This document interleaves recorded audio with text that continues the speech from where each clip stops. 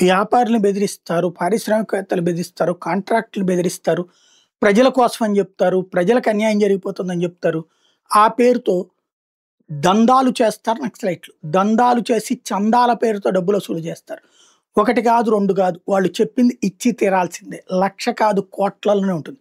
తీసుకున్న కోట్లను ఏం చేస్తారు అంటే ఇప్పుడు ఎన్ఐఏ తేల్చిందేంటంటే అర్బన్ నక్సలైట్లు ఎవరైతే నక్సలైట్ల సానుభూతి పరుల ముసుగులో ముసుగేంటి నక్సల్స్ సానుభూతి పరులు మేధావుల ముసుగులో డాక్టర్లుగా టీచర్లుగా ఇట్లాంటి ముసుగుల్లో కార్యకలాపాలు నడిపే వాళ్ళ పేరు మీదన అకౌంట్ తెరిచి వాళ్ళ పేరు మీద వ్యాపారాలు పెట్టించి ఆ వ్యాపారంలో పెట్టుబడుల పేరుతో ఈ డబ్బుల్ని అందులో జమ చేసిన కొన్ని అయితే మిగతా డబ్బుల కట్టల్ని బంగారం బిస్కెట్ల కిందన బంగారం రాడ్ల కిందన మార్చుకుని వాటిని వినియోగిస్తున్నారు.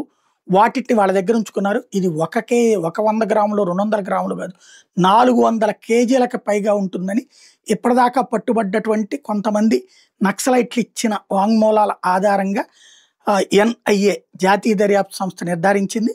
అది ఎక్కడుంది ఆ డంప్ అన్నది తేల్చే పనిలో ఉంది.